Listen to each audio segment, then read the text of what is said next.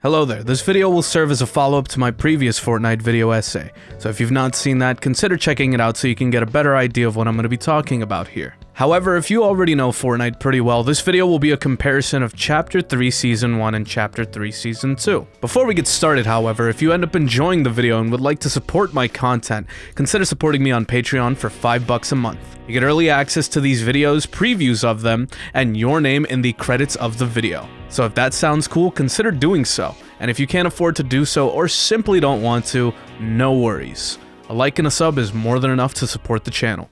Anyway, it's been a couple months since I talked about some Fortnite, and given that a whole new season and some change has passed since then, I figured now would probably be a good time to do a follow-up and talk about how I feel about the game in its current times and any criticisms that I may have about it. And believe me, I have a lot.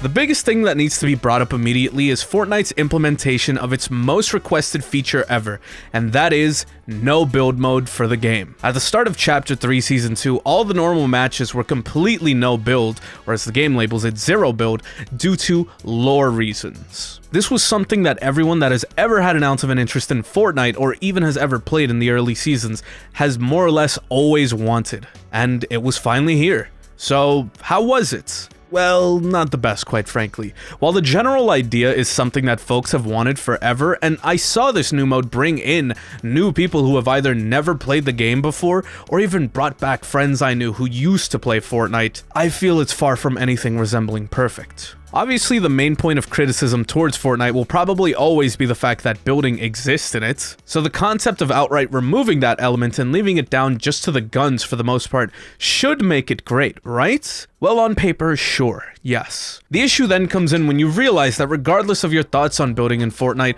it kinda serves as a general save for certain issues that may exist, especially late match. So, imagine this, you're down to the last couple folks or couple of squads in the match, and the circle's pretty small at this point.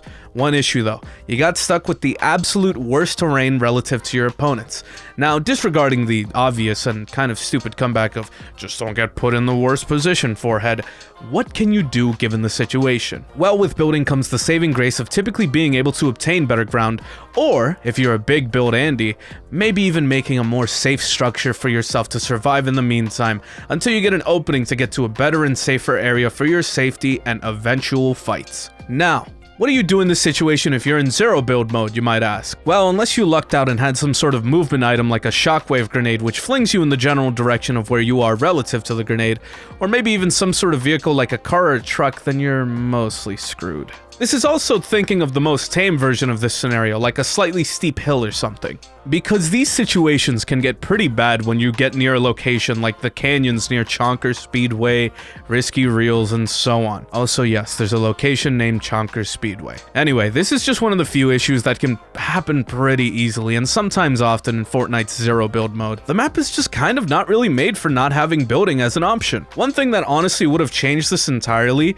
is if they had kept something like the Spider-Man web shooters for this season like they had it before. That item in particular being one that I praised heavily for being the best movement item they've had for the most part, both being super fun and easy to use, but also being mega useful and perfect for getting the drop on opponents, as well as making bad terrain a non-issue. Well, despite them keeping the Daily Bugle location completely intact in name and building, the web shooters were removed in Chapter 3 Season 2. Speaking of which, as of making this video, we're currently on Chapter 3 Season 3, albeit very early. It seems as though there's going to be an item which is basically the web shooters coming to the game, although since they're not out yet, I can't speak on if they're good or not. As well, we're more or less completely speaking of Season 2 here, so that's mostly besides the point. Don't think that bad terrain is necessarily even the only issue present with zero build, or even the season as a whole. In my previous video, I spoke about the guns of that season, so let's talk about this season's gun rotation. This season had a lot of the same guns as the previous one, which is not an issue necessarily. The auto shotgun and the striker pump shotgun are still very solid choices. The Stinger SMG is still as solid as ever, and the Ranger assault rifle still sucks hard. So not much changed on that front, and hell, even the MK7 made a return at one point. A new gun they added that I've mostly run ever since and loved to death is the Striker Burst rifle. While the MK7 offers ridiculously fast shots, the Striker Burst goes more for two quick but well-damaging shots that can be super easy to get folks with. It's definitely my favorite AR they have at the moment. But now for the real best gun of the season. So, in this season, they added a new shotgun, and if you've played the season, you're already gonna know what it is, but it is the drum shotgun. This gun was way too good. Crazy good damage, crazy fast fire rate for a shotgun, and considering the drum shotgun could hold 12 shells as opposed to the Striker Pump's 5, or even the auto shotgun's 8, this quickly kind of became a problem. On one hand, it was a great gun to use, and it was as good as shotguns get for the most part in Fortnite, but on the other hand, if your opponent had one and you didn't, 9 times out of 10, you kinda just weren't gonna win that fight.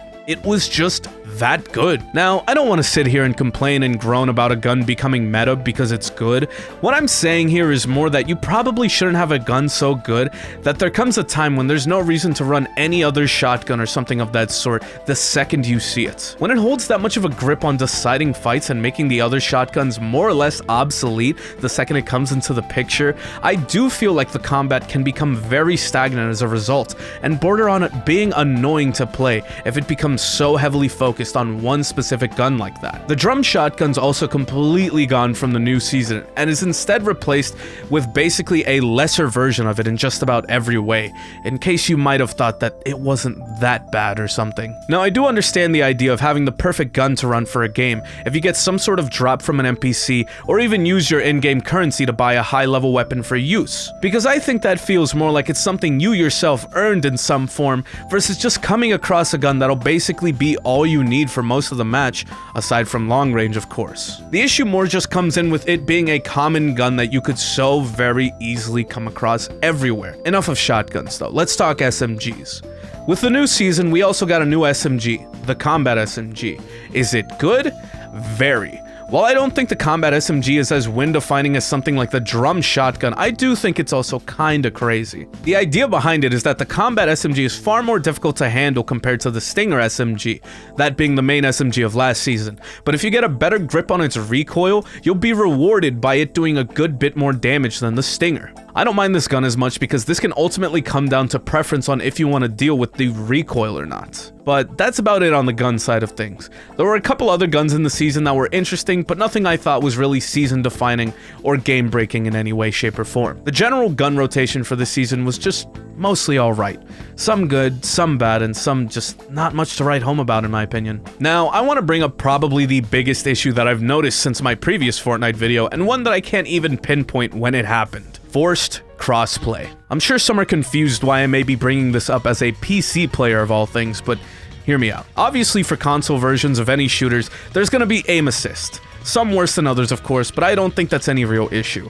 It's just a general thing that needs to exist, for the most part, given the control scheme and lack of control that a control stick has versus something like a mouse. Here comes the issue. You get put in crossplay for everything in Fortnite. Dealing with folks having aim assist might not be so bad when you can build a skyscraper to protect yourself in the normal mode of the game, but when you're playing zero build and you're going up against a console player with aim assist, suddenly you just have no real way to counter that advantage gained. And if they're at a decent enough range to where you can't just shotgun them twice and end it before they have the chance to make the most of that aim assist, you're kinda just fucked as a PC player. If I'm not mistaken, there is an option to play on PC with a controller, but I'm gonna be honest, I'm not trying to relearn Fortnite on controller just to deal with forced crossplay. That'd be stupid. I mean, given the idea of forced crossplay in itself is just kinda stupid. I understand giving everyone an option to turn it on or off, or the idea of dealing with crossplay when you're actively playing with friends on different platforms. But if you and all your friends are playing on something like Xbox, why the hell should you have to go up against PC players and vice versa? I doubt console players playing normally with builds want to deal with the ridiculous speeds people can build on PC, and I doubt PC players want to deal with aim assist, so what gives? I can't seem to pinpoint when the hell Epic Games decided forcing crossplay on literally everyone, with only some platforms being able to turn it off was a thing, but more prevalently, I've noticed it ever since Zero Build was added, at least later in the season, and especially now with the new season of the game. I can't really begin to wrap my head around the decision. Sure, again, if it was an option that everyone could opt in or out of, that'd be perfect and fine, and everyone would be happy, but for some reason, not everyone has the option. PC outright just does not have the option at all. I've also read some people say that Xbox doesn't have the option either. Believe me, I've checked every tab I could. It's not like this is only for Zero Build either. I thought initially maybe there's more folks running this particular mode on consoles, and maybe that's why we're getting matched with them. But when me and some friends tried out the normal mode after a while of playing Zero Build,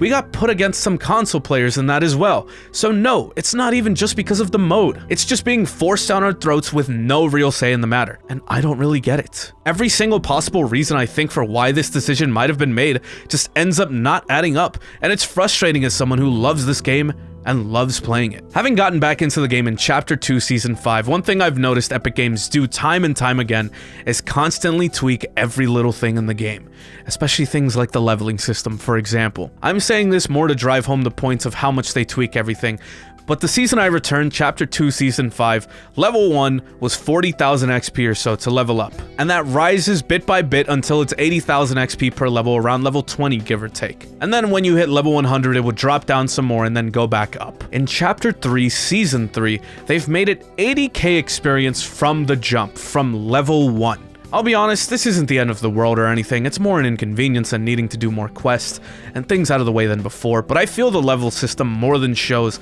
how much Epic Games is willing to constantly try new things and constantly changing every little thing in Fortnite. Some for the good and some for the bad. But this is what makes it more irritating, that despite their willingness to constantly add and remove things, not even just guns, not even just levels, not locations, or any other mechanics, Zero Build remained virtually the same for the entire season. There was nothing that made it an inherently more beneficial mode for those that can't build, especially with forced crossplay. Now, Wuna, what the hell do you mean? Isn't that the whole point of the mode? Well, yes. However, there existed one kind of huge complication in the whole matter: blimps. Now, I've seen a lot of people argue back and forth about vehicles in Fortnite, and I think both sides are fair to an extent. It helps with traveling the sometimes ridiculous distances to be safe from the storm. Tanks were introduced, and while they were initially mega irritating, most folks realized how to deal with them pretty quickly, and we eventually even got a sniper to more easily melt and basically ruin any vehicles. Although that was pretty late into the season. But then we have blimps. No, they're not a vehicle you could just use to traverse or anything.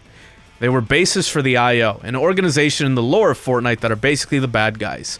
But they were around certain locations of the map, and they fucking sucked. You couldn't destroy any major part of the blimp, and they offered the high ground, as well as a fair amount of coverage. So what I saw many folks do was just camp the blimp, get easy kills, and those on the ground for the most part couldn't do much about it. You can't destroy much of their cover, and if you go up there, they still have the jump on you, so you can't even really approach for the most part. Oh, but maybe you crack them for a good bit of damage, so now you really can get the jump on them. Well, cool. Well, anyway, there's turrets that they can shoot themselves out of to escape, as well as a wind current that they can also use to get away, and then have no real repercussions from this fight. Blimps were just the goddamn worst. At the very least, they're no longer present in the new season, so there's at least hope that that'll be better.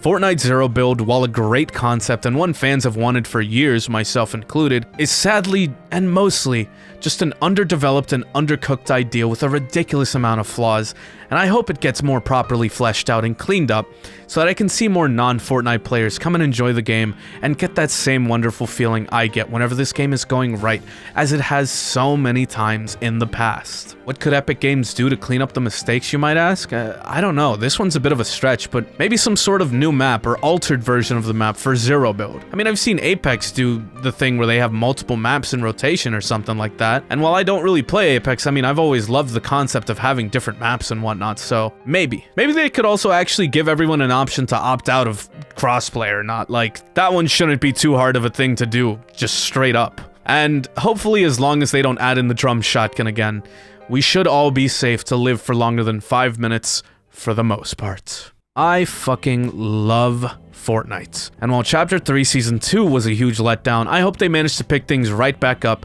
and get things right. But yeah, that's mostly it. At the end of the day, I'm kind of just yelling into the void about a battle royale shooter. It is what it is, man. Thanks for watching the video, though. On screen, you should be seeing the names of my lovely patrons. Of course, if you want to see your name in the credits of the video, as well as early access and previews to these videos, consider supporting me on Patreon for $5 a month. And if you can't do so, no worries. A like and a sub is more than enough. This video was a little strange in that it's far more of a last-second thing I wanted to make, especially following the end of Season 2, and well, here we are. Also, since I've had to push it back a couple times, I'm just going to tell you guys what the next video is, by the way. Next up is going to be a retrospective on the internet animation series RWBY, particularly the first season of it. And I will be doing every season after. So, look forward to that. I think that's mostly it, though. I hope you're all doing well. Stay safe, everybody. Bye-bye.